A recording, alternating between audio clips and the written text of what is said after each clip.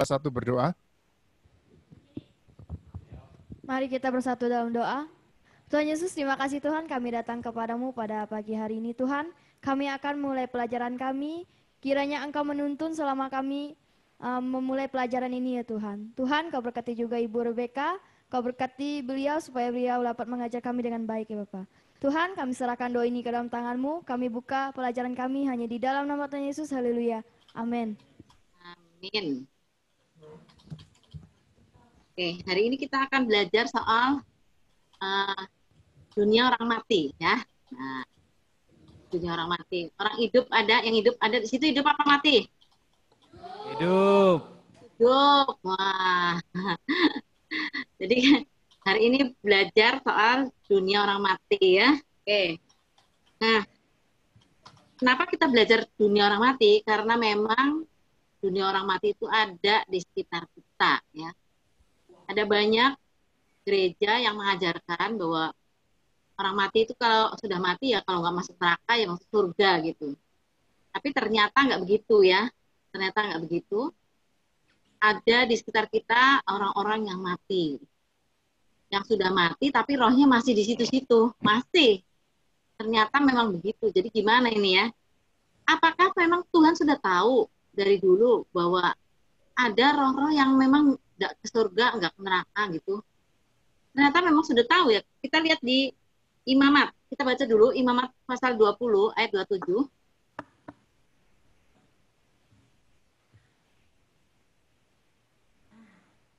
Imamat 20 ayat 27.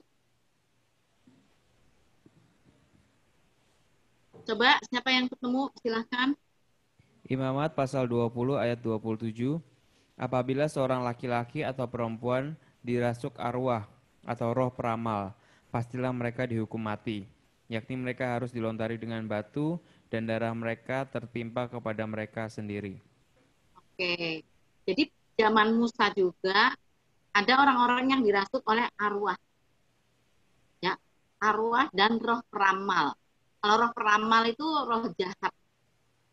Ya. Jadi kalau misalnya kita ngomong roh jahat itu anak buahnya Lucifer dulu ya. Dari surga jatuh ke bumi jadi roh-roh jahat. Oke, masih sibuk? Ada yang sibuk apa ini? Yang sibuknya Ada yang diteruskan sakit. dulu. Ada yang sakit. Oke. Ya. Yang sakit boleh ini ya, boleh istirahat ya. Kita serius di sini ya. Oke ya. Jadi arwah dan roh peramal itu beda. Kalau roh peramal itu roh jahat. Ya, roh jahat. Malaikat-malaikat yang dulu jatuh itu jadi roh-roh jahat di bumi ini. Ya, kemudian kalau arwah itu jelas roh orang mati. Dari zaman dulu pun ada roh orang mati yang bisa merasuk ke orang-orang yang hidup. Dan Tuhan sudah memberitahu itu ya, bukan yang Tuhan sudah tahu. Tuhan sudah memberitahu bahwa ada arwah, ada orang-orang mati yang bisa merasuk ke orang yang hidup. Nah ini ya, cuman dulu nggak ada pelepasan, nggak ada begitu ya. Jadi kalau dirasuk sama arwah atau roh peramal mereka harus dilontari dengan batu. Nah itu ya, mereka nasibnya seperti itu karena belum ada cerita tentang caranya pelepasan segala macam nggak ada. Harus dilempari dengan batu. Itu zaman Musa ya. Nah, sekarang kita lihat Ulangan 18 ayat 9 sampai 14. Coba baca lagi Ulangan 18 ayat 9 sampai 14. Kita bisa Ulangan nggak ya berhubungan dengan orang mati ya? Coba kita lihat ya Ulangan 18 ayat 9 sampai 14. Ulangan 18 ayat 9 sampai 14. Bertenung dan bernubuat.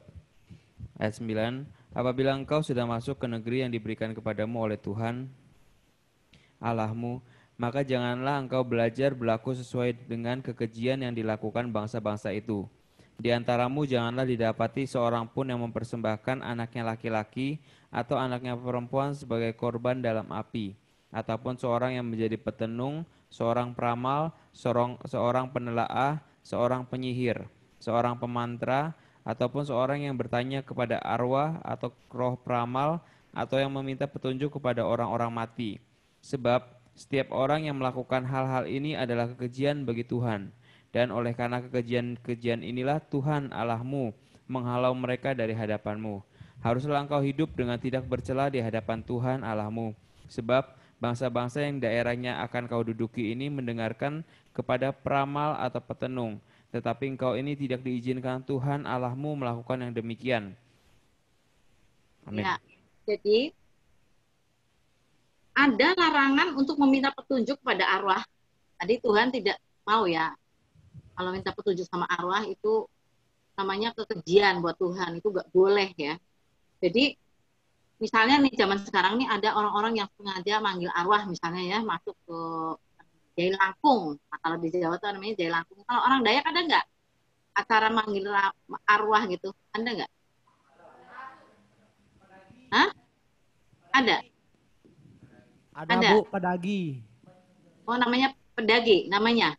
Ya, itu Namanya berarti, iya patung Bu, patung dari kayu. terus diisi sama orang mati gitu, arwah. Iya. Segala Jadi batu juga dipanggilin Bu. arwahnya ya. Iya. Arwahnya panggil ya. Iya, Ya. itu pedagi kata kami Bu. Pantak bisa Dan- juga. Oh, kalau di Jawa namanya Jai Langkung ya, sengaja dipanggil ya arwahnya itu. Arwahnya siapa? Arwahnya neneknya, arwah Kalau kakeknya, Cina tatung Bu. Kalau tatung, Cina tatung. Patung. takung, Tatung. tatung. Oh, Ya yang dari- cap gome Singkawang Bu. oh iya betul. Iya. Itu ada yang diangkat-angkat ya, pakai apa namanya? Kayak Pisau. kereta gitu ya. Terus Iya. dipanggul ya. Terus Ya. dibuat mainnya namanya apa tuh? Tua pekong kalau di Tegal namanya ya. Nah, Iya. seperti itu Kalau ya. kalau di Amerika namanya Ouija board. Ouija board Ouija tuh. board. Ya kayak model kayak jalangkung gitu.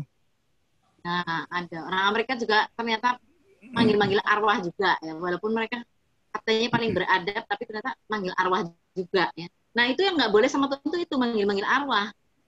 Mau buat apa gitu? Kadang-kadang ditanyain lagi ya. Misalnya kalau orang yang senangnya berjudi, misalnya judi pacuan kuda misalnya, maka mereka kan bertanya sama arwah, nanti kira-kira yang menang siapa? Atau misalnya ada judi apalagi judi bola, siapa yang kira-kira menang? Berapa ininya? Dulu di Indonesia tuh ada buntutan ya namanya ya, judi buntut kayak gitu loh. Jadi nomor-nomor kayak gitu. Nah, mereka sibuk bertanya pada arwah. Kadang-kadang mereka bertanya sama orang gila tanyain ya. Nomor berapa? Oh, itu ke orang-orang sudah kalapnya itu orang gila sampai ditanya nomor ya.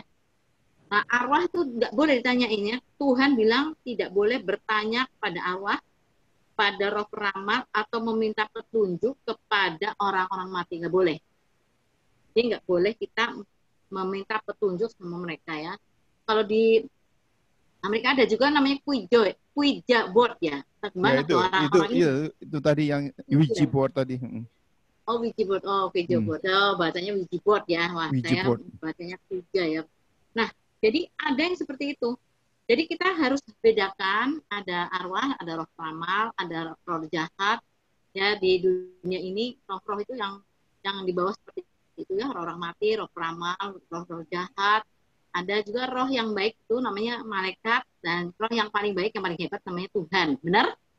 Allah kita juga roh ya, dia yang luar biasa. Nah, sekarang kita akan membaca di perjanjian baru. Kita pengen tahu nih ya, Yesus ngomong apa nih? Kalau Yesus paling ahli nih, paling tahu dia soal arwah, soal orang mati, dia paling tahu karena dia yang menciptakan langit dan bumi, menciptakan kita manusia. Kita lihat di Lukas 16, kita membaca Lukas 16 ayat 19 sampai 31.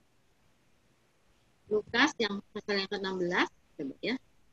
Nanti saya bacakan sambil diterangkan ya. Lukas 16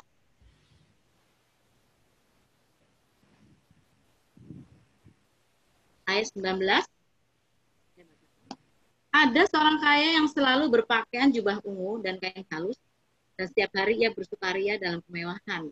Dan ada seorang pengemis bernama Lazarus, badannya penuh dengan borok, berbaring dekat pintu rumah orang kaya itu, dan ingin menghilangkan laparnya dengan apa yang jatuh dari meja orang kaya itu. Malahan anjing-anjing datang dan menjilat boroknya.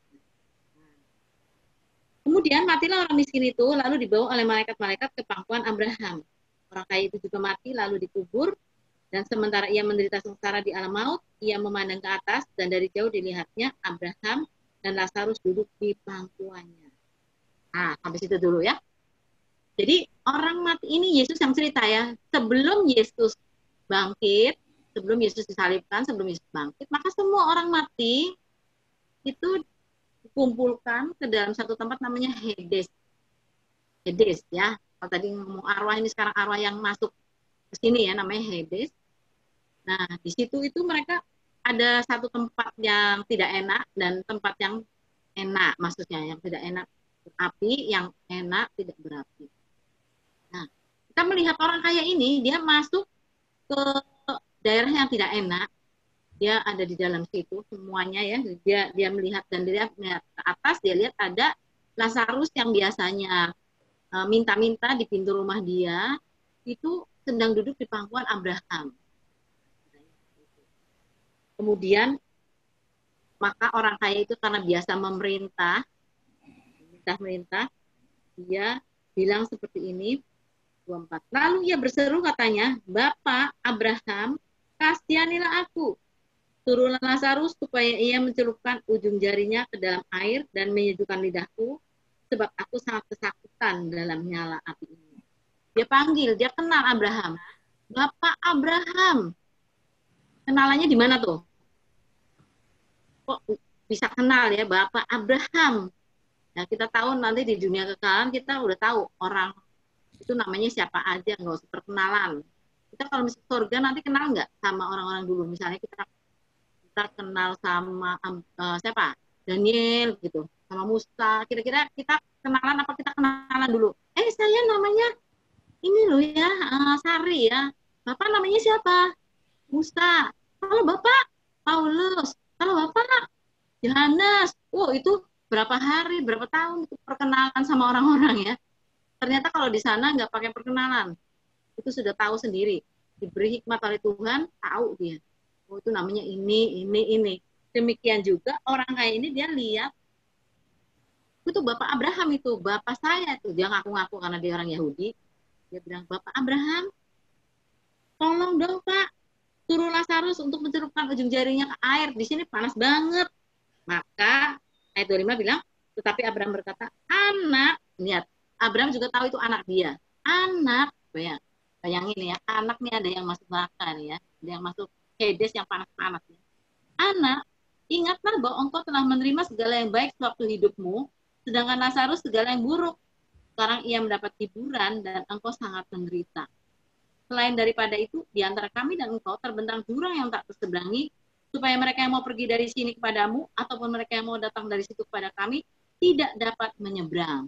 Nah, ayat ini sering dipakai oleh para pendeta dan para gembala untuk bilang bahwa manusia itu tidak bisa berhubungan dengan orang mati. Ini enggak soal manusia tidak berhubungan dengan orang mati. Ini orang mati yang di situ, yang di panas-panas, nggak bisa menyeberang ke tempat tempatnya orang mati yang tempatnya enak gitu loh, di pangkuan Abraham. Nggak ada hubungannya di situ, tidak ada jembatannya, jadi nggak bisa diseberangi. Bukan soal orang mati itu datang ke dunia ketemu yang hidup, bukan ya, tapi ini antara orang mati di situ tuh di Hades.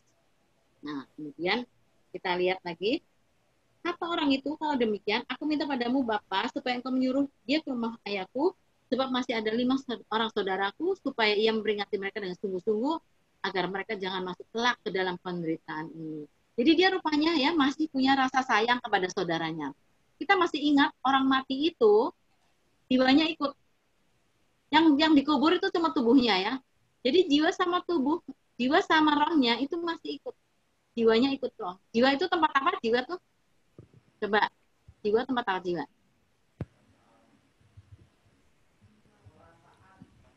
Perasaan, Bu. Hati, Hah? ingatan, Perasaan, apalagi? Pikiran. ingatan, Apalagi pikiran, apalagi? Keinginan. Ya. Ada perasaan tuh ada sedih, gembira, ya. Marah itu ada di jiwa ya. Terus ada keinginan, pengen ini, pengen itu. Itu ada ingatan, ada seperti itu. dia mengingat semua. Maka kalau orang itu mati, tubuhnya memang dikubur, tetapi karena jiwanya ikut sama rohnya itu tadi pindah ke tempat yang lain, maka apa yang dia alami di dunia dia ingat. Makanya dia tahu Lazarus tuh itu pengemis yang biasa di pintu rumah saya. Mending saya suruh aja. Nah, seperti itu.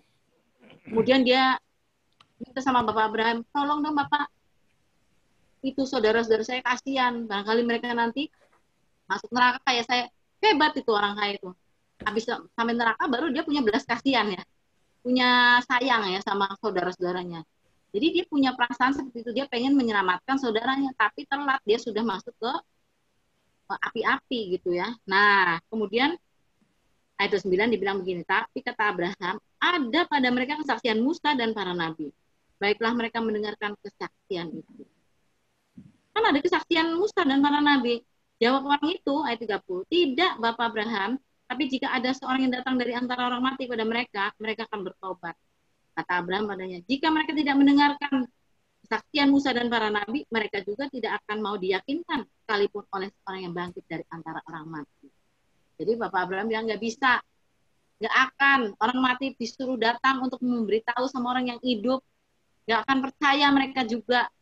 Orang yang ngomong orang hidup saja nggak percaya, kalau orang mati datang ke orang yang hidup, orang hidupnya lari apa ngobrol?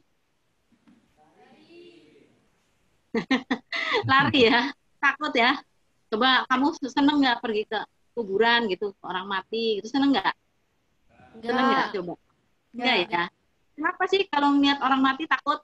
Paling Dia hidup. saya merasa pasti ada di antara kalian yang kalau pergi ke orang mati nggak berani lihat mukanya orang mati. Ada yang gitu? Ada, Bu. Ada. Betul kan? Mau lihat orang mati mukanya gimana? Takutnya saya nggak mau, nanti kebayang-bayang. Benar gitu? Ya, benar. Ya itu, kenapa sudah mati malah ditakutin ya? Takut gentayangan nanti dia. Takut dia hantui, Bu. Gentayangan ya. Kita yang hidup takut sama orang mati. Maka kata Abraham, nggak mungkin orang mati itu datang untuk menginjili saudaramu itu. Untuk ngasih tahu, nggak mungkin.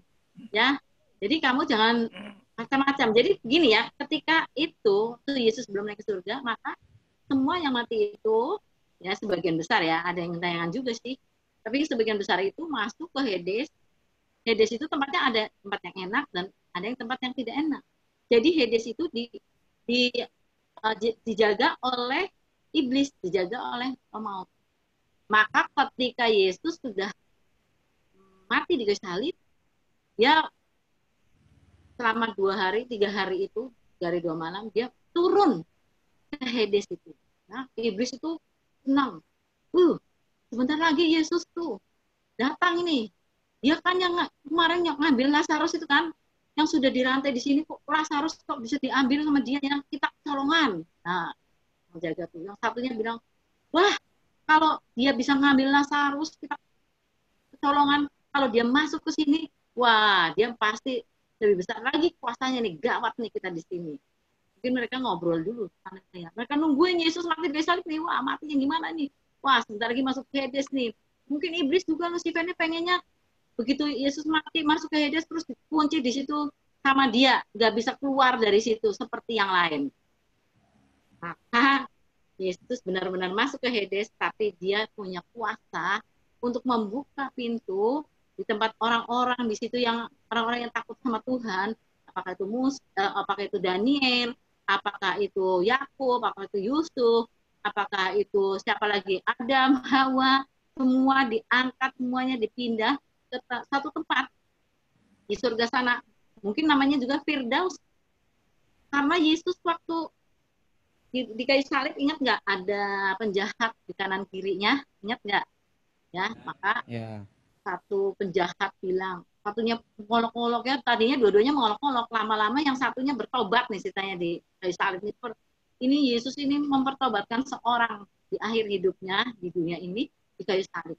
Maka si penjahat yang satunya bilang, Yesus, sebelumnya dia bilang gini, kamu marahin temennya, kalau kita mah di salib itu memang kita memang orang jahat. Kalau Yesus ini dia orang baik, kenapa dia sampai disalib? Gitu. Terus dia bilang, Yesus, jangan lupa ya kalau engkau nyampe di kerajaan surga, kerajaanmu nanti jangan lupa sama aku ya. Maka kata Yesus, hari ini juga kamu bersama dengan aku di mana? Ngomongnya? Firdaus. Firdaus. Firdaus. Dia nggak bilang hari ini juga kamu bersama-sama dengan aku di Hades, nggak gitu. Hari ini juga engkau bersama-sama dengan aku di Firdaus. Jadi ketika dia sudah mati, dia masuk ke Hades itu, dia lepaskan semua tawanan, ya. Itu di situ ada tawanan, ada hukuman, orang yang terhukum dan ada tawanan, ya.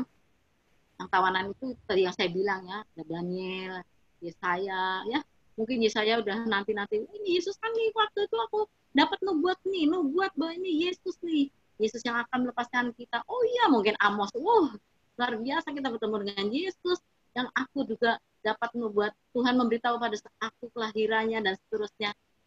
Yoel juga ngomong, wah ini Yesus, senang banget mereka, ya. Dan mereka semua itu yang tawanan itu dipindahkan oleh Yesus masuk ke dalam Firdaus, masuk ke dalam surga. Firdaus itu satu bagian di surga juga, ya. Bisa ada yang bilang itu surga, ada yang bilang beda, ya, Firdaus sama surga. Tapi pokoknya Yesus ngomongnya Firdaus, dan itu bisa diartikan surga.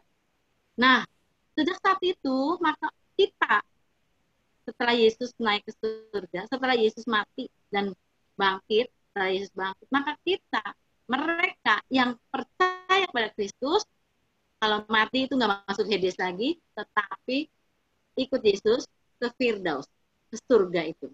Nah, ya. Sementara orang yang jahat tetap masuk Hades. Jadi Hades itu sekarang isinya orang yang jahat-jahat. Itu orang mati yang jahat, masuknya di Hades. Nah, jadi kita lihat bahwa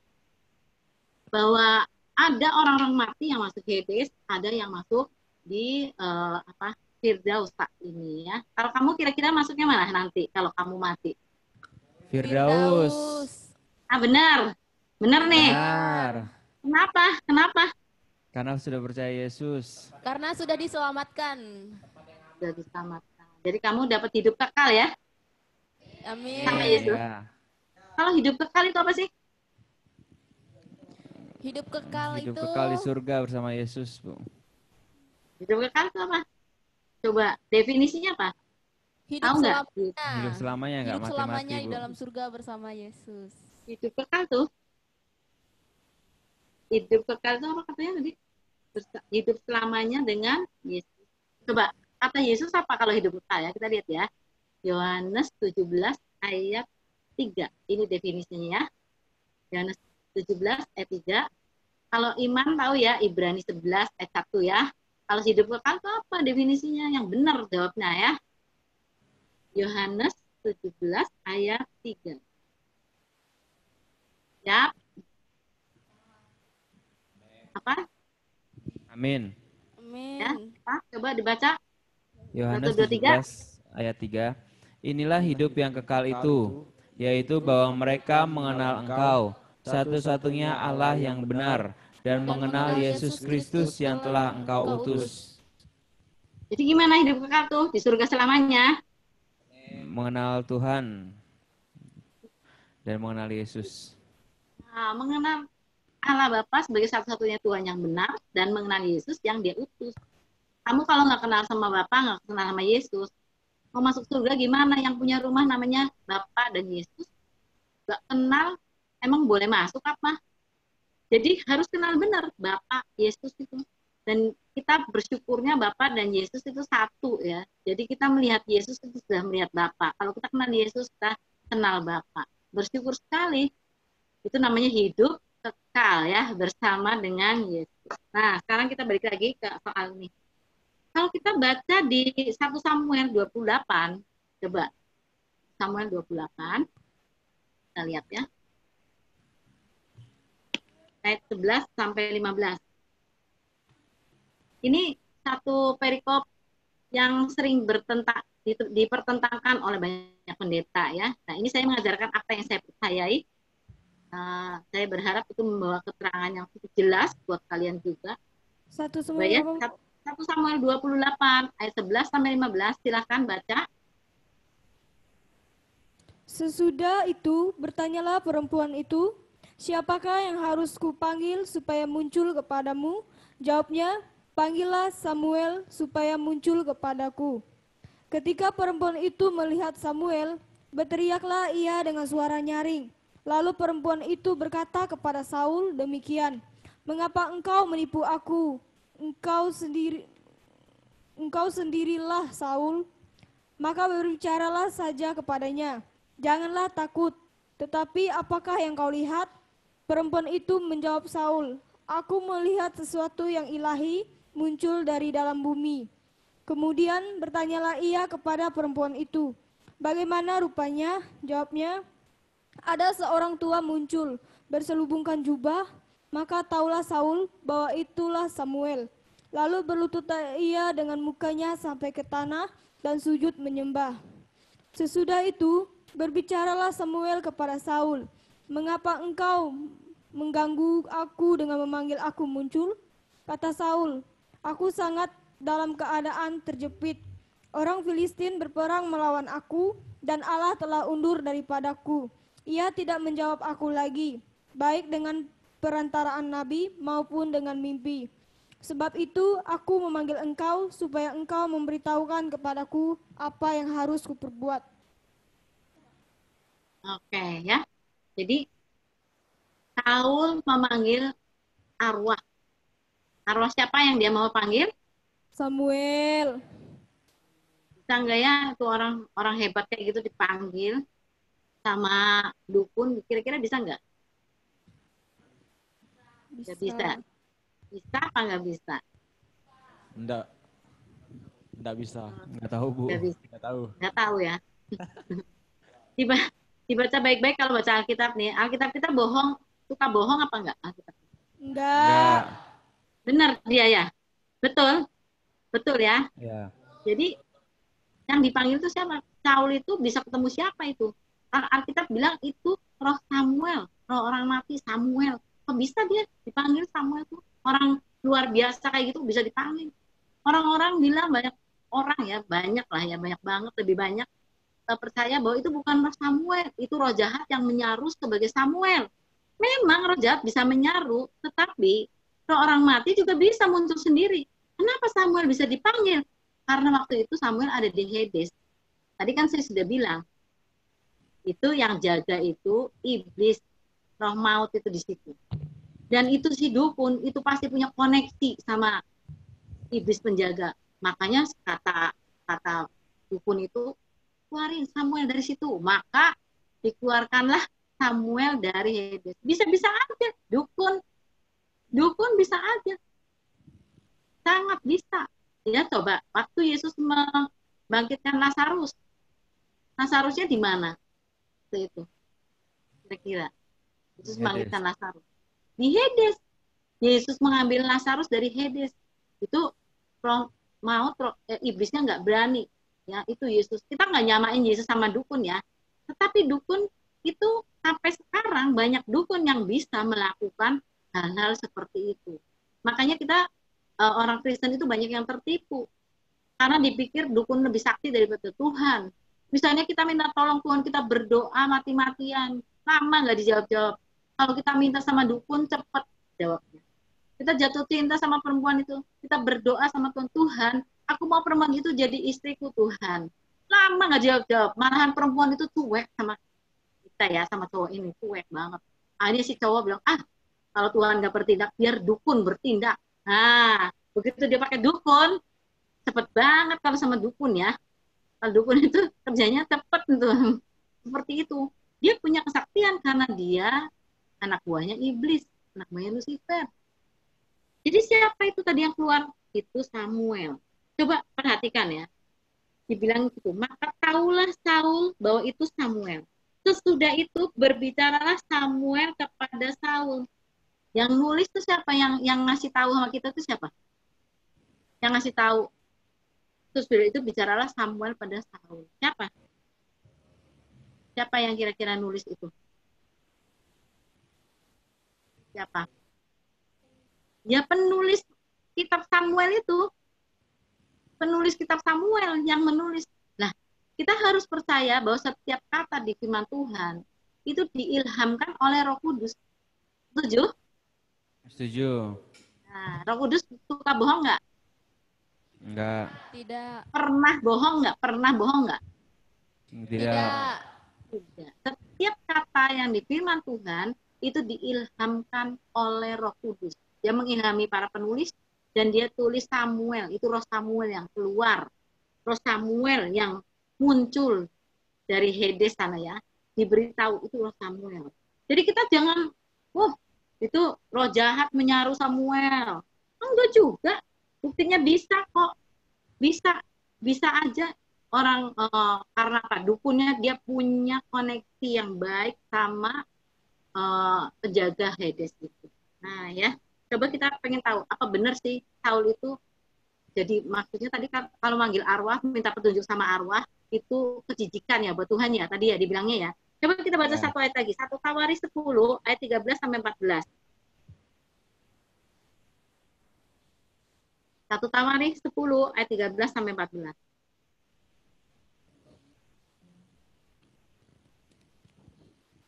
Satu Tawarik 10 ayat 13 sampai 14.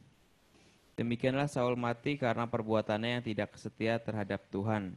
Oleh karena ia tidak berpegang pada firman Tuhan dan juga karena ia telah meminta petunjuk dari arwah dan tidak meminta petunjuk Tuhan. Sebab itu Tuhan membunuh dia dan menyerahkan jabatan raja itu kepada Daud bin Isai. Nah, lihat ya. Jadi kita melihat Saul mati dibunuh Tuhan itu karena dia meminta petunjuk dari arwah. Walaupun bukan Tuhan yang bunuh langsung begitu ya, tetapi dia mati dalam peperangan. Matinya gimana Saul tuh? Matinya gimana? Antara bunuh diri atau diminta dibunuh, Bu. Dia bunuh diri ya, yang pegawainya yang disuruh bunuh dia nggak mau, dia takut ya, nggak enak ya sama rajanya. Jadi dia bunuh diri. Makanya kamu jangan berharap ketemu Saul di surga. Jangan berharap. Dia pasti ada di Hades sekarang, tempat api-api. Dan dia kalaupun nanti bangkit, dia nggak akan masuk surga. Dan sekarang coba kalau kamu punya anak, kamu mau nggak anaknya dikasih nama Saul? Enggak. Nah, kalau Saulus? Enggak. Saulus? Mau. Mau Saulus ya? Enggak, Kalau Bu. Saulus mau, kalau Saul enggak ya? Saulus tuh siapa Saulus tuh? Sebelumnya Saulus Paulus. itu sebelum jadi Paulus. Paulus itu Paulus ya. Nah, sebetulnya itu nama Saulus dan Paulus tuh itu salah satu gini. Kalau nggak salah nama Paulus itu nama Romawi. Saulus itu nama Yahudinya. Jadi seperti itu ya. Saulus dan Paulus. Kalau dikasih nama Saul nggak mau ya. Nah, jadi kita tahu bahwa Saul itu dia mati karena dia minta petunjuk arwah. Walaupun arwahnya namanya Samuel. Kalau orang mati itu tidak boleh diminta petunjuk walaupun itu namanya Samuel. Kenapa orang ada di sana kata Samuel tadi, kenapa kamu nanya-nanya sama aku? Pertamanya Samuel muncul tuh, kenapa kamu mengganggu aku? Aku sudah mati kok kamu panggil-panggil aku. Ya, waktu itu ya, Samuel bilang begitu. Nah, jadi sekarang saya tanya, orang mati kira-kira bisa menampakkan diri nggak? Bisa. Bisa. Bisa? Bisa apa tidak? Hah? Bisa. Bisa. Bisa ya. Misalnya, yang bilang bisa misalnya. Misalnya dalam mimpi, Bu. Ya, atau Orang penglihatan. mimpi ya. Orang-orang ngimpi itu ada heran-heran orang mati. Ini saya didatengin orang mati. Jadi ngimpinya langsung besoknya diceritakan ya. Kalau yang orang yang dikasih yang mati terus ngimpi senang. Kalau orang yang dibenci muncul nggak senang ya. Itu misalnya ya. Enggak, bukan di mimpi. Kalau muncul beneran, tahu nggak? Kalau di Alkitab tahu nggak ada orang mati muncul? Kalau di Alkitab. Enggak ada. Nggak ada? Nggak ada? Bener? Enggak ada. Nggak ada? Nah, waktu Musa sama Elia muncul di Gunung Tabor, bicara sama Yesus, gimana? Enggak mati. Kalau Elia kan enggak mati, Bu. Ya, Elia nggak mati. Musa mati, cuman kan tubuhnya diangkat juga. Mayatnya Tubuhnya nggak tahu apa diangkat, apa nggak diangkat. Pokoknya kuburannya nggak ada Musa tuh ya. Ya, Tapi Musa berarti mati kan? mati. Berarti dia orang mati kan? Ya. Iya. Dia bisa muncul di situ, bertemu dengan Yesus, bertemu dengan Elia. Kita nggak tahu prosesnya gimana itu Elia.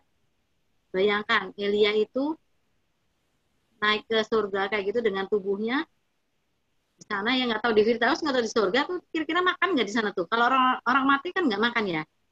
Makan nggak tuh kira-kira yang mati-mati tuh? Kalau orang mati makan nggak? Enggak. Yakin nggak ya? Menurut saya nggak. Tapi kalau masih hidup, siapa sih yang diangkat sama tubuhnya tuh? Selain Elia siapa lagi? Henok. Henok. Henok. Ada 2 orang dalam Alkitab itu yang naik ke surga, yang ditempatkan oleh Tuhan di satu tempat itu dengan tubuhnya. Nah, mereka hidup sampai sekarang ya. Kamu percaya nggak mereka hidup sampai sekarang? Percaya. Percaya banget. Itu makan nggak kira-kira? Enggak. Nggak makan. Nggak tahu juga ya. Tapi saya yakin makan juga mereka. Karena mereka masih punya tubuh. Kalau Musa nggak makan karena dia dari orang mati ya. Nah, berarti Musa itu menampakkan diri di hadapan murid Yesus juga. Waktu itu ngobrol sama Yesus dan di hadapan murid Yesus. Mungkin orang-orang bilang, itu kan soal khusus. Oh, soal khusus apa tidak khusus, pokoknya kita tahu orang mati bisa dia memunculkan diri. Ya. Nah sekarang ya, kita sudah tahu tentang orang mati, ada yang masuk Hades ya saat ini. Sekarang yang orang-orang yang percaya Tuhan itu masuknya ke Firdaus, masuk surga. Yang orang yang jahat yang tidak percaya sama Tuhan Yesus masuknya ke Hades, di tempatnya api-api. Nanti mereka akan dibangkitkan juga nanti ya, nanti kita akan cerita nanti sebuah kerajaan 1000 tahun segala. Tapi mereka akan dimasukkan ke dalam lautan api. Itu kematian yang kedua buat mereka. Jadi orang Kristen, jadi orang yang percaya sama Yesus itu mati sekali, hidup 2 kali. Sekarang kita hidup, terus mati, nanti kita hidup lagi. Sementara orang yang tidak percaya sama Yesus, dia akan hidup, dia mati, nanti mati lagi. Jadi enak ikut Yesus apa enak nggak ikut Yesus? Ikut Yesus.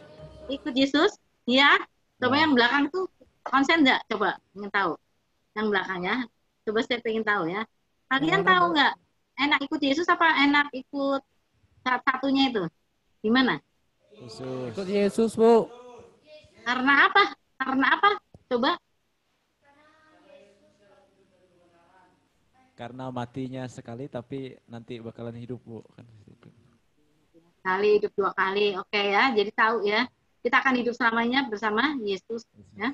Kalau kita kenal sama Yesus, kita kenal Bapa. Nah, kita hidup selamanya bersama dengan Yesus. Nah, sekarang kita sebagai orang Kristen, kita boleh nggak mengundang arwah? Kita kan orang Kristen, boleh nggak? Enggak boleh. Enggak boleh. Tidak boleh, ya. Tuhan tidak mengizinkan kita manggil-manggil arwah karena hadirnya orang mati itu dalam tubuh orang hidup menajiskan orang itu, ya. Menajiskan banget. Yesus sendiri malah bilang sama kita supaya kita justru menghidupkan orang mati. Kita ngambil arwah ya, bukan manggil arwah untuk dimasukkan ke gentong atau dimasukkan ke jai langkung atau dimasukkan ke tadi ya papan apa tadi sebutannya tuh bacanya tuh pija apa katanya Pak David ya itu tidak boleh. Tapi kalau kita membangkitkan orang mati itu disuruh sama Tuhan, tentu dengan kondisi yang Tuhan suruh, bukan sesukanya sendiri. Kita coba-coba, kita ke kuburan dalam nama Yesus bangkit, dalam nama Yesus bangkit. Nah itu nggak benar itu ya, itu nggak benar. Tapi pada saat-saat tertentu itu Tuhan menyuruh kita membangkitkan orang mati, kita bangkitkan orang mati dan itu bisa. Ya, ada orang-orang yang seperti itu. Ada saya ketemu, saya belum pernah sih membangkitkan orang mati ya, tetapi ada kesaksian dari sama Tuhan yang dia di suatu tempat di mana penduduknya itu orang yang tidak percaya sama Tuhan, mereka orang Buddha segala macam, tapi mereka ada yang Kristen tetapi masih menyembah berhala begitu. Maka si pendeta itu datang, itu ada anak kecil udah mati dia, kemudian si pendeta itu melihat anak kecil itu, orang tuanya pada nangis-nangis, tolong Bapak ini, tolong hidupkan anak aku, Tuhan Yesus kan pernah menghidupkan. Dia taunya Tuhan Yesus menghidupkan orang mati. Memang Yesus tidak pernah memimpin upacara penguburan, dia memimpin upacara kebangkitan, tidak pernah memimpin upacara penguburan ya. Kemudian di hadapan semua orang itu yang suku Buddha, orang-orang Buddha dan seterusnya itu orang-orang yang tidak percaya Tuhan, dia memegang anak itu, ini satu keadaan yang luar biasa dan Tuhan menyuruh dia untuk berdoa. Kemudian dia berdoa 1 jam kemudian dia tiup anak itu, di mulutnya, dan bayi itu kemudian jadi merah lagi. Tadinya udah biru, sekarang jadi merah lagi. Jadi mujizat yang Elia dan Elisa buat zaman dulu, atau Yesus yang buat zaman dulu, kita bisa melakukan. Karena kita punya kuasa. Kuasanya dari mana? Dari Roh Kudus ini. Roh Yesus yang ada di dalam kita, di dalam hati Amin. kita. Ya. Jadi kita nggak usah takut soal kayak gitu. Tapi kita bukan berarti ngundang arwah ya. Misalnya kita sayang sama orang tua kita ya, kemudian orang tua kita meninggal, kemudian kita panggil dia, suruh dia datang. Nah itu nggak benar. Itu nggak benar. Manggil-manggil arwah itu sudah nggak benar ya. Tuhan tidak boleh ya. Dari dulu peraturannya sama, kamu tidak boleh memanggil arwah dan meminta petunjuk kepada arwah, nggak boleh. Nah, tapi kalau kita bekerja untuk mengusir arwah, boleh nggak? Boleh. Sangat boleh. Kenapa sih orang mati itu mesti diusir? Kalau dia ada di dalam tubuh kita, ngapain aja sih orang mati itu? Kalau dia nih, ini pengalaman ya. Ini nggak boleh buat rumus ya, kalau pengalaman tuh. Tapi ini pengalaman dari kami sendiri, Linda sama aku. Banyak yang waktu dilepaskan itu, kami lebih banyak ketemu orang mati daripada roh jahat. Hanya roh jahatnya udah kalah jumlahnya sama orang mati ya. Itu orang mati ada juga yang umurnya udah 200 tahun. Ada yang memang udah lama meninggalnya, nggak tahu sampai kapan, nggak ngerti. Ada juga yang dicerita dulunya saya Kristen. Ada, saya ketemu ada 2 orang. Orang mati itu dia bilang dulunya saya Kristen, ke gereja, tapi kemudian saya beralih, saya udah nggak menyembah Yesus lagi. Nah orang-orang yang kayak gitu dia bisa gentayangan, dia masuk. Saya belum pernah ketemu orang mati yang nempel di orang lain itu saya pendeta atau saya penginjil atau saya orang Kristen, nggak ada tuh. Saya mengasihi Yesus, nggak ada. Berarti yang mengasihi Yesus, yang betul-betul mengasihi Yesus, yang percaya sama Yesus, kalau mati dia dibawa sama Yesus ke Firdaus atau ke surga. Tetapi yang tidak, nah itu ya, bisa masuk ke Hades, bisa juga gentayangan. Dia bisa gentayangannya lama. Kenapa kayak gitu? Jangan tanya, saya juga nggak ngerti kenapa, itu belum ada teorinya ya, belum ada. Tetapi orang mati yang masuk ke tubuh manusia, itu membuat manusianya itu pertama memang najis, dan dia membawa sifat. Tadi kan saya bilang, orang mati itu bawa sifat dia. Jiwanya nempel di rohnya. Ya, saya menghadiri satu kebaktian penguburan, pendetanya bilangnya kayak gini, kita menguburkan tubuh dan jiwa orang ini, rohnya kembali kepada Bapa. Nah, saya ketawa. Kalau tubuh dan jiwanya di situ, kasihan dong. Jiwanya kan perasaan, ingatan ya, benar nggak? Kehendak. Bayangin ada di kuburan sama tubuhnya. Sama sekali tidak betul. Jiwa itu bersama-sama dengan Tuhan. Kembali kepada pencipta. Kembali ke tempatnya, ke dunia roh. Ya, kita nggak tahu dia mau di mana, tapi pokoknya dia ikut jiwanya dan rohnya. Makanya orang mati itu tahu. Saudaranya siapa aja dia tahu. Dulunya gimana dia tahu, tempatnya di mana dia tahu. Malah banyak orang mati yang muda-muda tuh yang suka kebut-kebutan terus mati, dia suka dugem, dia suka nge-mall. Di mall tuh dia suka gentayangan situ, dia lihat-lihat juga. Ya, dia suka main di kafe-kafe. Main dia juga orang-orang muda, seneng. Nanti kalau disuruh keluar, jadi keluar balikin mana nih? Di kafe aja, Bu. Tuh, di kafe lagi. Ya kan? Kamu dipindah aja ke kuburan. Nggak mau, Bu. Di sana sepi. Jadi maunya mana? Ke mall, Bu. Wow, keren kan? Orang mati tuh milih maunya ke mall, coba. Ya. Jadi dia punya sifatnya, dia masih punya sifatnya itu. Dan sayang sekali, penyakitnya juga ikut. Jadi kalau misalnya dia matinya misalnya sakit rematik, maka yang dimasukin itu dia merasuk ke orang yang hidup, maka orang yang hidup tuh sakit rematik juga. Kalau misalnya dia mati, misalnya tadinya dia sakit ginjal, maka orang yang hidup yang dimasukin oleh dia itu punya tanda-tanda penyakit ginjal. Padahal dia sendiri nggak punya penyakit ginjal. Kalau dokter nanti periksa, nggak apa-apa, ginjalnya baik-baik aja, tapi dia punya tanda-tanda ginjal, penyakit ginjal seperti itu misalnya. Ya.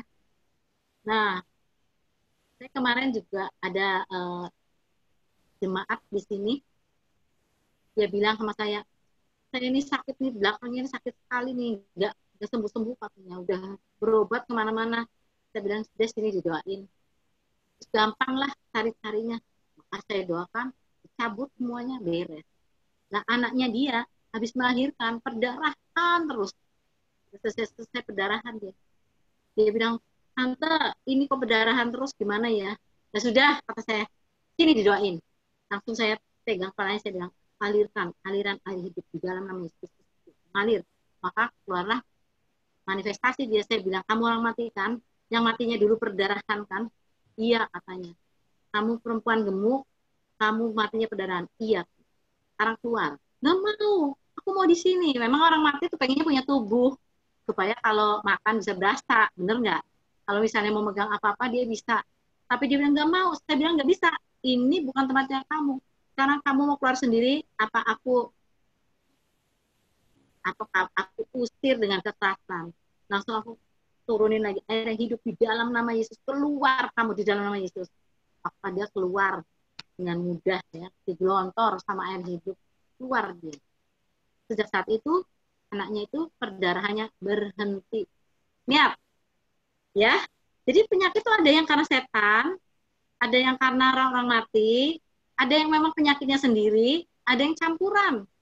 Nah, kamu makanya harus minta karunia untuk membedakan roh. Supaya kamu bisa bekerja dengan maksimal untuk melayani Tuhan. Nanti kamu ada di daerah-daerah yang di sana, di daerah Kalimantan, itu saya yakin di sana banyak nanti kamu akan ketemu orang mati seperti ini, dan juga merasuk ke orang-orang, dan membuat banyak penyakit, dan membuat keanehan-keanehan. Nah, kamu jangan takut.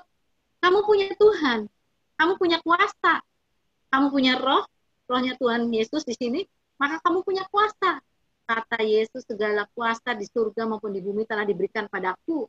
Maka ketika dia masuk ke tubuh kita, masuk ke hati kita, kita mempunyai kuasa untuk menyingkirkan semua yang najis. Setuju? Setuju. Itu latihan ya, saya juga latihan ya. Saya dulu pertama melayani pelepasan ya, sama Linda juga sih, sama Ratna tuh yang udah meninggal ya. Saya itu pemudi nih, anak pemudi ini, dia pelepasan dia manifestasi, dia matanya tuh melirik ke saya ya, mata setannya itu melirik ke saya. Saya kaget banget, 3 hari saya nggak bisa makan, ingetan matanya dia, saking seremnya itu. 3 hari saya nggak bisa makan, serem banget. Sampai ininya juga, saya kan dokter ya, waktu itu saya masih praktek. Saya meriksa orang juga kayaknya badannya tuh kayaknya melayang sana, melayang sini, melayang sana, melayang sini. Pertama saya melayani pelepasan ya waktu itu ya. Jadi kalau kamu kayak gitu juga jangan takut. Tapi sekali lagi ya, jangan takut ya. Roh jahat itu bisa tahu kalau kamu takut. Pada satu ketika Ratna yang meninggal, dia mau berdoa untuk orang sakit di rumah sakit. Terus dia lihat orang sakitnya itu udah kurus, udah mukanya serem, terus dia takut. Nah, begitu dia takut, matanya buta. Ini Ratna itu, temen aku itu, sahabat aku, matanya buta dia. Tadi dia matanya buta, kemudian dia, wah, dia kalap nih, dia nggak bisa lihat apa-apa tuh. Rupanya yang sakit itu, dukun juga ya. Matanya buta begitu, dia, aduh Tuhan bagaimana ini? Maka dia mendengar suara Roh Kudus, kamu balik badan, melangkah 3 langkah depan, udah 3 langkah, belok ke kanan 1 langkah, maju 2 langkah, ada pintu situ, keluar, belok ke kiri, ada kursi situ, pegang, duduk di situ, berdoa. Dia duduk di situ, dia berdoa, terus pulih penglihatannya. Kamu jangan suka ngeri ya. Kalau kamu udah mau melayani orang, hatinya harus yang mantap. Kita punya Tuhan yang luar biasa. Ya. Itu pengalaman Ratna dan itu pengalaman aku. Itu Ratna sudah berpengalaman pelepasan, tapi masih begitu, masih bisa seperti itu ya. Mungkin orang mati juga bisa bikin seperti itu buat nih kalian-kalian. Tetapi satu yang kalian harus ingat, kalian punya Roh Tuhan, Roh Kudus. Dia yang sanggup menolong kita. Dia yang berkuasa. Kalau kita bisa ngusir setan, kita bisa menyembuhkan orang sakit, itu bukan kita. Yang bikin kayak gitu tuh Roh Kudus. Kamu terus jangan, wih saya punya karunia, ngusir setan, karunia mujizat, saya buka praktek lah. Jadi dukun dong kalian ya. Gak bener itu. Ya, itu sama sekali gak bener. Karena yang menyembuhkan siapa? Roh Kudus. Yang mengusir setan siapa? Roh Kudus. Setan gak takut sama kita, tapi dia takut sama Yesus. Orang mati juga gak takut sama kita. Gak takut, tapi dia bisa dengan kuasa Tuhan, dia bisa disingkirkan. Tuhan Yesus ya. Jadi kita nggak usah takut soal itu ya. Kalau kita melihat orang dibangkitkan oleh orang mati yang dibangkitkan, kita suka ya, kita lihat dia di perjanjian lama atau di perjanjian baru, Yesus juga. Kita melihat mereka bisa melakukannya. Mungkin kalian satu kali kelak bisa, mungkin salah satu atau berdua atau siapa, kalian bisa melakukannya. Pokoknya yang penting kalian mantap. Kalian ini adalah bait suci, bait kudus. Siapa yang suci hatinya, dia akan melihat Allah. Siapa yang suci hatinya itu menjadi rumah Roh Kudus. Di mana Roh Kudus itu ada di dalam hati kita, menguasai kita, maka segalanya dapat kita lakukan bersama Roh Kudus. Amin. Amin. Ya, jangan takut ya soal kayak gitu ya. Nah, soal orang mati sekian dulu. Nanti kalau ada pertanyaan, nanti boleh japri.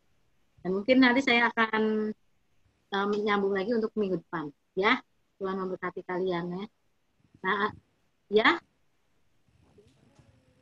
Ada yang mau berdoa? Ada pertanyaan dulu satu, boleh? Atau ada mau ngomong gimana? Mau nanya Bu. Ya. Jadinya kan ada orang mati yang masuk ke Hades kan ya, Hades ya Bu ya. Terus ada yang gentayangan itu kan Bu, yang ngerasuk, yang apa. Itu gimana Bu? Kok maksudnya kok mereka bisa, kan ada film-film ya Bu ya, film-film saya nonton tuh apa malaikat maut gagal nangkep terus dia kabur gitu kan ke gentayangan rohnya, atau orang yang bunuh diri itu gentayangan. Nah, itu gimana Bu? Maksudnya bisa kayak gitu Bu? Kalau soal prosesnya saya kurang tahu. Ya, kenapa mereka ada yang gentayangan? Kenapa ada yang nggak masuk Hades? Mungkin itu khayalannya pembuat film, ngomong malaikat maut yang nggak bisa nangkep. Bisa juga, saya juga nggak ngerti itu kenapa ya. Kurang jelas tuh. Nah, sampai sekarang saya juga nggak tahu kenapa masih banyak yang gentayangan gitu. Masih mendiami rumah-rumah kosong. Itu orang mati itu banyak tuh. Mendiami guci, ya. Tuh guci-guci dari Cina itu gambarnya naga-naga itu banyak itu isinya. Patung-patung, nah itu pada nongkrong di situ dia ya, orang-orang mati. Kenapa? Nggak tahu saya. Bukan nongkrong di pinggir jalan, banyak itu. Dia juga bisa di pohon, dia bisa ganggu orang lewat. Kalau di Bandung tuh ada namanya Ciwok ya. Di situ ada pohon gede sebelum masuk ke Ciwok tuh mall ya. Nah di pohonnya itu banyak tuh. Tuh ada kuntilanak juga ada. Nah, itu suka gangguin yang di bawah loh. Dia bisa lempar-lempar kertas segala gitu. Bisa seperti itu ya, dan dia bisa ikut pulang sama orang yang terbuka lah ya, pintunya terbuka. Hanya kamu beruntung sekali punya Tuhan Yesus yang selalu ada dalam hati kita. Dikuasai Yesus tuh berarti kita justru lebih aman. Amin. Kalau kita dikuasai diri kita sendiri itu baru rusak, tapi kalau dikuasai Yesus aman banget ya. Ada pertanyaan lagi, satu lagi boleh? Silakan. Masih kayak yang tadi ya Bu ya. Kok ada yang namanya arwah gentayangan ya kan? Kalau begitu manusia mati punya 3 pilihan ya Bu. Ada di Hades, surga, dan gentayangan masih tempat di situ Bu, dan nggak bisa kemana-mana. Terus gimana Bu? Apakah orang itu berdosa atau enggak sih Bu? Kok arwahnya nggak dihukum, bukankah dalam hukum Alkitab ya kan? Orang mati kan kalau nggak masuk surga masuk neraka. Terus kok dia tinggal jadi enak banget ya Bu, bisa masih menikmati dunia, nggak dihukum atau nggak masuk surga gitu. Itu gimana Bu? Nah, itu bukan pilihan ya. Yang salah itu bukan pilihan kita ya. Itu nggak tahu. Yang memilihkan siapa tuh nggak tahu. Kenapa dia nggak masuk Hades, nggak masuk surga? Kalau masuk surga pasti karena dia kenal Yesus, ya. Itu udah pasti. Itu pasti orang yang kenal Yesus, orang percaya. Kalau masuk Hades itu pasti orang jahat. Yang gentayangan itu pasti orang jahat juga. Pasti nggak kenal Yesus. Nggak mungkin yang kenal Yesus itu gentayangan. Yang nomor 1. Nomor 2, kita nggak bisa milih. Nanti kalau mati saya mau gentayangan aja. Menurut gentayangan kan enak, nggak masuk neraka, nggak masuk surga. Nah, kamu mending gentayangan apa mending masuk surga? Saya tanya. Masuk surga, Bu. Hah? Apa mau gentayangan aja? Masuk surga, Ya. Bu. Nah iya kan, kalau kita kan masuk surga oke lah. Ini gentayangan tuh pasti orang yang nggak percaya Yesus.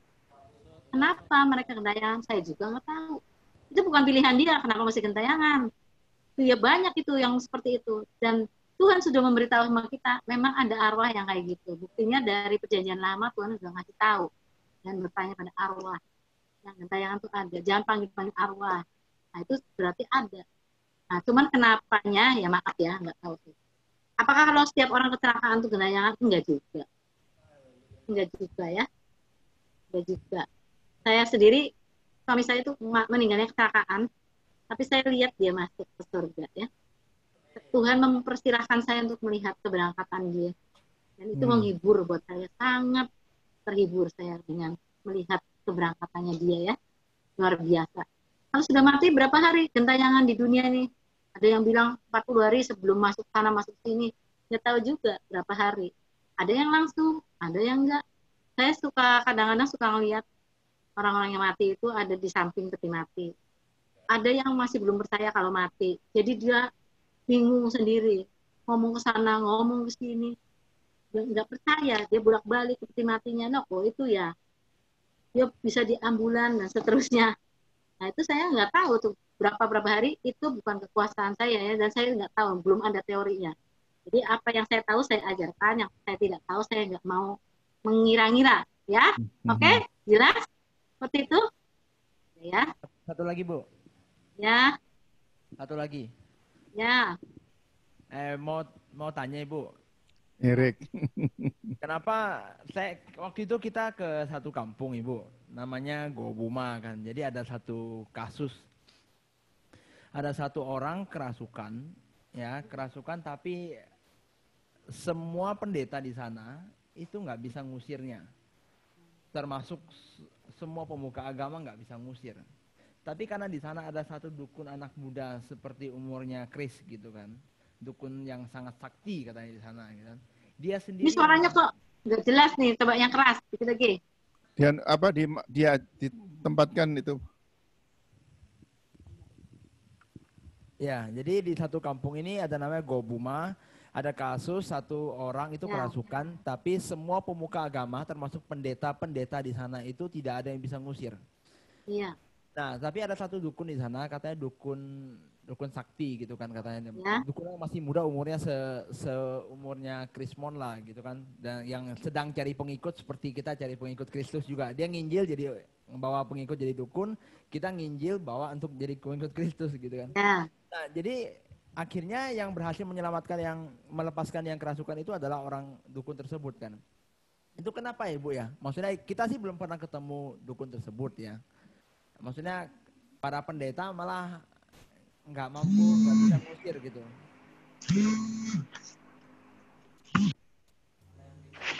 Ya, oke ya. Kalau orang, kalau dukun bisa ngusir itu berarti roh jahat yang ada di dalamnya itu lebih besar, lebih berkuasa daripada yang diusir. Ngerti maksudnya? Misalnya nih yang di dalamnya jenderal, yang diusirnya itu sersan. Kan gampang kan? Betul? Betul nggak? Coba. Jenderal ngusir-ngusir sersan bisa nggak? Bisa. Ya bisa banget. Jadi dukun itu punya roh jahat yang lebih sakti daripada orang yang roh jahat yang merasuk orang itu. Bisa, sangat bisa. Ya, dukun-dukun itu punya banyak ajimat ya. Kami di sini juga sering berantem kalau mau berantem sama dukun-dukun ya. Nah, pendeta-pendeta kenapa tidak bisa? Karena mereka nggak percaya kuasa Tuhan ya. Mungkin mereka juga masih meragukan nih orang mati atau orang jahat gimana. Bukan nggak bisa, mereka tuh mungkin ya saya nggak menuduh ya. Tetapi oke lah, gini lah kita harus percaya bahwa kuasa Tuhan tiada tandingan. Luar biasa kuasa Tuhan itu. Ya, dan kita adalah orang-orang yang diberkati dan diberi kuasa oleh Roh Kudus itu. Nah, mungkin untuk pelepasan orang yang dirasuk itu, kita kadang-kadang nggak bisa langsung ya, itu perlu waktu, mungkin sejam, mungkin 2 jam. Kalau dulu orang bisa berhari-hari loh melepaskan. Kalau sekarang udah enggak ya, kita sudah lebih maju lagi, Tuhan sudah membukakan banyak hal, termasuk dengan aliran air hidup dan seterusnya, digelontor aja seperti itu lebih cepat, ya. Itu lebih cepat ya. Kalau dulu pakai dibom juga pakai api itu udah lebih cepat daripada dulunya lagi. Karena dulunya belum ada ilmunya ngebom begitu. Terus ada yang dibom sama api, dicincang ya. Roh jahatnya dicincang, dihanguskan, diapain. Itu di sananya juga kayak gitu, orangnya kecincang-cincang pasti keluar. Di dalam nama Yesus tidak ada yang tidak ada yang mustahil ya.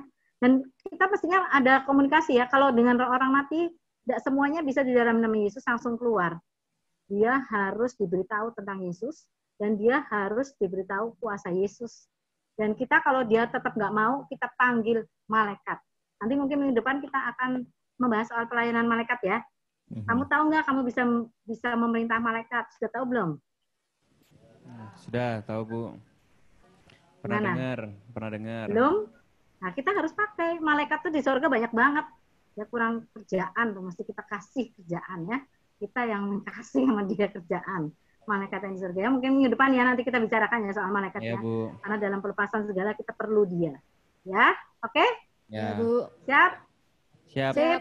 Sudah? Sip. Ya, kita tutup ya. Minggu depan kita ketemu lagi. Sampai jumpa ya. Kita berdoa. Yuk. Ada yang mau berdoa? Silahkan. Mari kita bersatu dalam doa. Bapa di surga, kami mengucap syukur Tuhan buat berkat dan pertolongan Engkau. Kami telah menyelesaikan pelajaran kami dengan baik Tuhan. Terima kasih Yesus, apa yang telah disampaikan Tuhan, biarlah dapat menjadi remah di dalam kehidupan kami Tuhan. Engkau memberkati Bu Rebeka Tuhan, kiranya Engkau beri akal budi hikmat kesanggupan baginya Tuhan. Berkati dalam pelayanannya Tuhan, keluarganya Engkau memberkati Yesus.